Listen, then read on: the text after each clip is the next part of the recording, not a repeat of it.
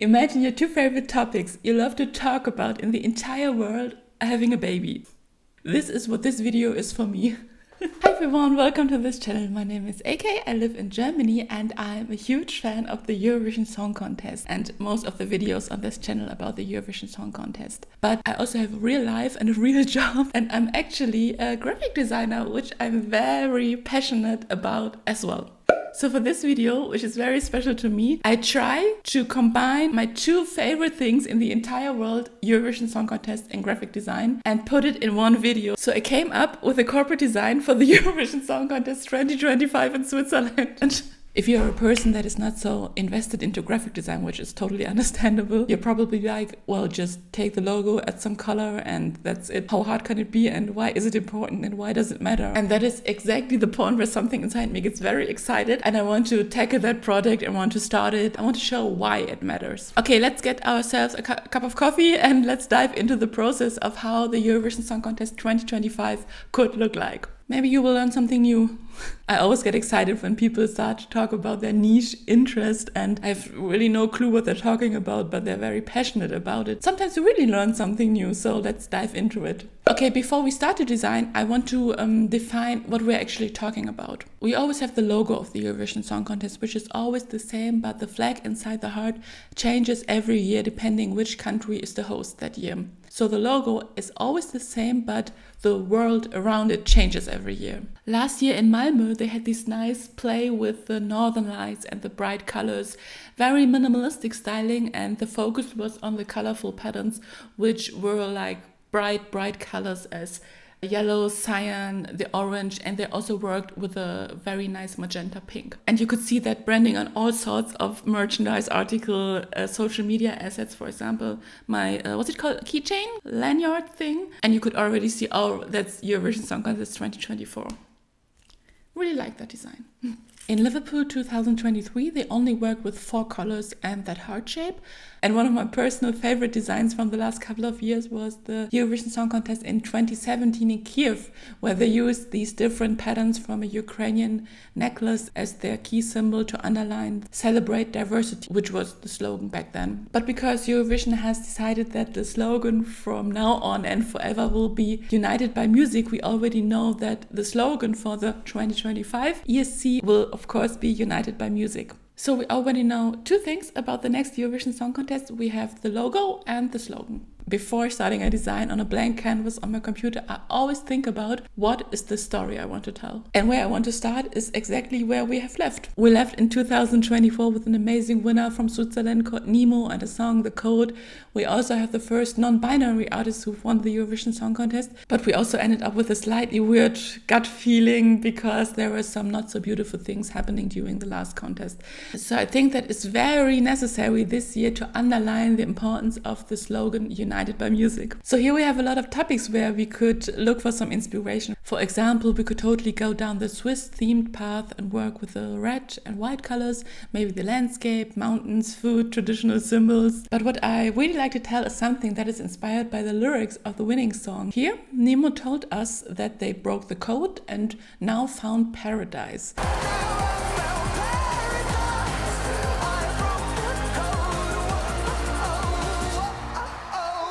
And here I really like the idea of a broken code associated with freedom and individuality. But at the same time, when you collect these broken pieces and unite them, they create something new, united by music. And then I was like, okay, this could work. I really like the idea behind that. And now I just need to find a way to visualize it. At first, I played around with background patterns, but then I had the idea to visualize it with a geometric typography, which can also be used as a design element in the assets later on. So I looked into interesting geometric fonts that looked like a broken code, but is still readable. In the end, I found this beautiful font called HWT Model by an Italian graphic designer called Luis Fili. What I really like about this font is that each letter is made out of shapes that can be found in other letters. I can really see each individual letter as a design element that is spread all over the Swiss host city to advertise the Eurovision Song Contest. I did a little bit of adjusting of the spacing and created this little icon of the B and the Y. I did this because the focus should be on the words United and music. But I think it could also be a little Edelweiss or Elderflower, right? So here we have an element that transports the slogan United by Music, but at the same time adds to the visual story of something broken that put together again. Of course, we won't use this font as a copy text. It's more used for a headline or just single words. For a copy text, I use something very simple and clean. And since there actually is a typography style called Swiss font, or sometimes referred as the Swiss school, I especially decided to look into these kinds of fonts. A Swiss style font you might know is a font called Helvetica. The brand Apple used it a couple of years ago as the main font, and if you've been to New York and been on the subway, you probably saw the signs. They're also in Helvetica. And here's something mind-blowing. I just love that kind of knowledge. Do you know what the Latin meaning of Helvetica is? It's Switzerland. I'm not kidding. There will come a time in your life where you can shine with that information, trust me. So it's kind of obvious that this font could be a perfect match for our corporate design as a secondary font, right? But it's kind of too obvious because Helvetica is a font which is used all over the place. And I mean, I'm a fan of the font, but it's a little bit too overused. So I decided not to use it in this project, but I ended up with a font which is also very beautiful, which is called Utile or Utili, and is designed by a Swiss type designer called Sibylle Hagmann. It has a lot of font styles, which makes it very flexible to use it in your design, so you don't have to leave the font family. Okay, enough of the typography nerd talk. Let's add some color. Before creating a color scheme for our design, I again looked at the designs they had last year, because you don't accidentally want to use the same color they had in Eurovision Song Contest 2019, for example. I noticed that in the 2010s they used a lot of dark colors such as dark blue or violet, sometimes red as a primary color. And from what I see, the last 2 years were dominated by more bright colors like pink, magenta and a clean yellow. But there's one color I didn't saw at all, and that is green. Green is the complementary color to red, which we are already using in our Swiss flag, which is part of the logo, and overall has a very positive feeling about it. So in my head, I already set green to a color I might use. Going back to the association board from the beginning, here the color combination of the non-binary flag caught my attention. Again, we have a beautiful color combination that plays around with contrast, black and white, and yellow and purple, which are also complementary colors. And of course, all these colors have a deeper meaning behind it and represent different types of genders beyond the male-female binary, which is a very beautiful thing and fits very nicely into the message of United by Music. From here on, I just tried to mix and match these colors with different amount of other colors. And for those of you who are already a little bit more into graphic design, you might be wondering, why is she using RGB colors? And for those of you who are not into graphic design, you might wonder, what are RGB colors and why is it important? I will put detailed information about RGB colors, also referred as light colors, and CMYK colors, also known as print colors, here. The short version is that everything you see on a screen, for example this video, these colors are made out of tiny lights. Here the RGB stands for red, blue and green, because our colors are made out of these three colors in a different intensity.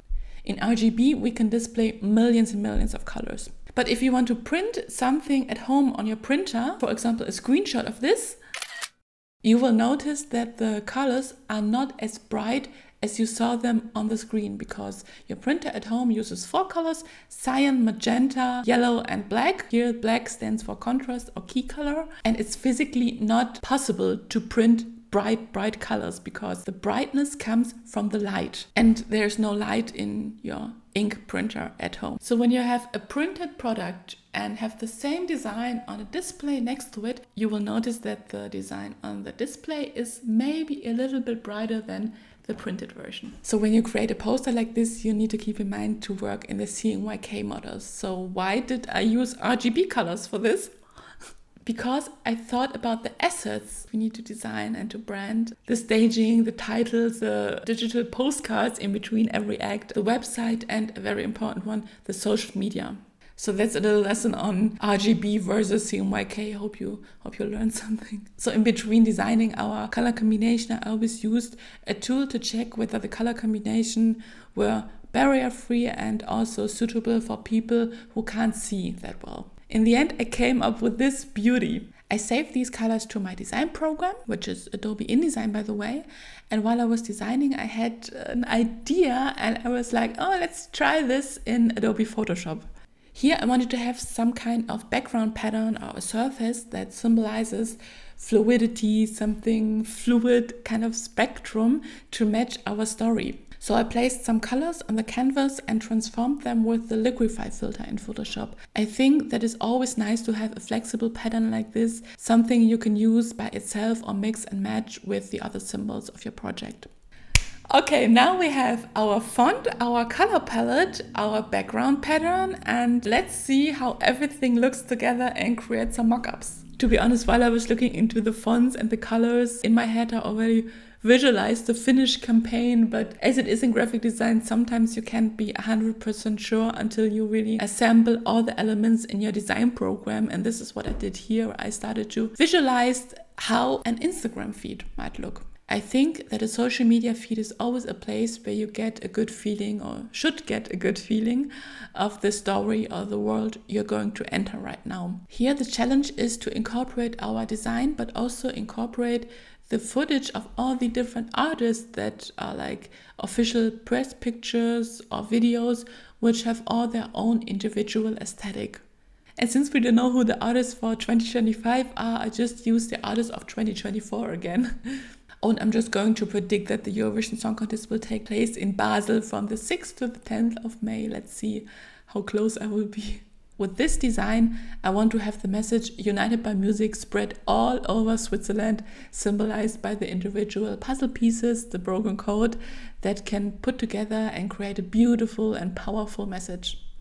I really think this could work. It's fresh, it's modern, it has a little edge, but it delivers an important message. I mean, as a graphic designer, sometimes you work on project you're not 100% into, if you know what I mean. But when you do have a project you're 100% passionate about, into it, and seeing it come to life, seeing posters in your city, seeing it online, it's the best feeling in the world, let me tell you. You know what, guys, I really had a lot of fun the last couple of weeks thinking about the Eurovision Design Story 2025. And hey, if you have connections to this year's broadcaster SRG in Switzerland, I wouldn't mind to have a coffee with the people who decide about this year's design. Wouldn't mind. Oh my god, imagine. Thank you for watching the video. I really appreciate it. It's a little bit different than my other videos, but hope you liked it. Maybe you learned something, and I will see you next time. Tschüss!